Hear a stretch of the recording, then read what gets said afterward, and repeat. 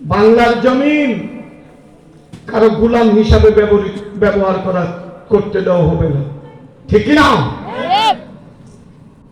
আল্লাহর কোরআন দিয়ে দেশ চলবে।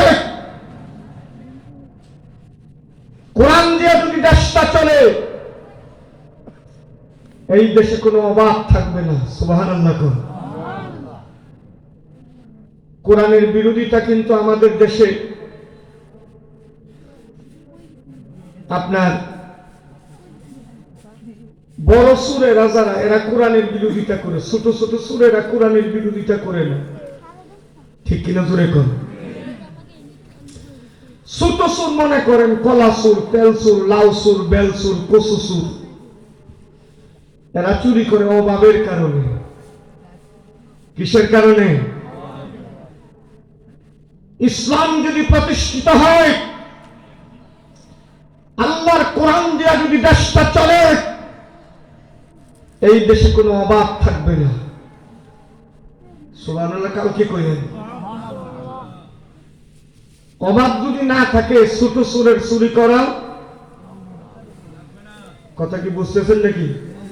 তাহলে একটু জবাব দিবেন। অভাব না থাকলে ছোট ছোটের চুরি করা।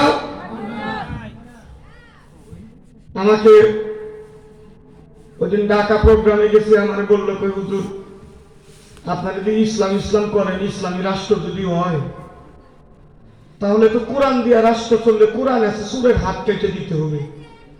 তাহলে বাংলাদেশে তো বেশিরভাগ লুকি সুর, হাত কাটা লুকি তো রাস্তায় বেশি থাকবো।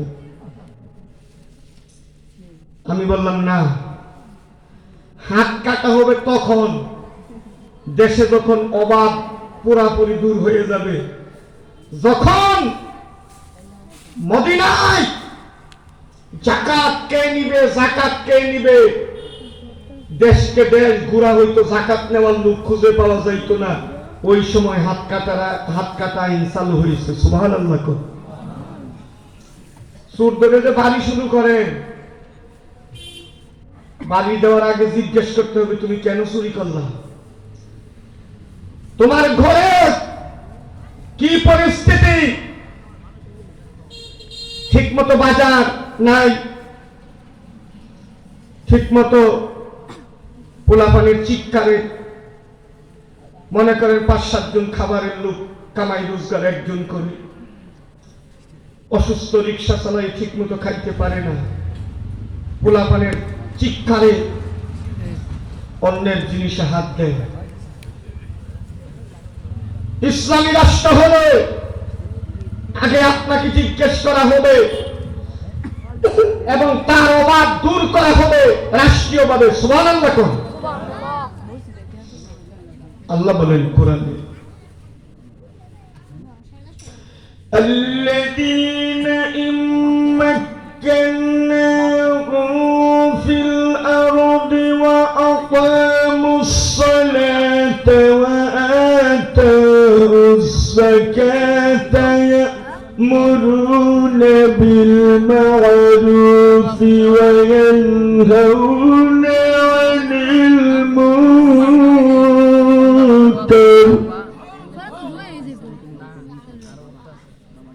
আল্লাহ বলেন, যাদেরকে আমি রাষ্ট্র ক্ষমতা দিব, মুসলমান যদি রাষ্ট্র ক্ষমতায় যায়, তাহলে তারা 4টা কাজ করবে। কয়টা কাজ করবে?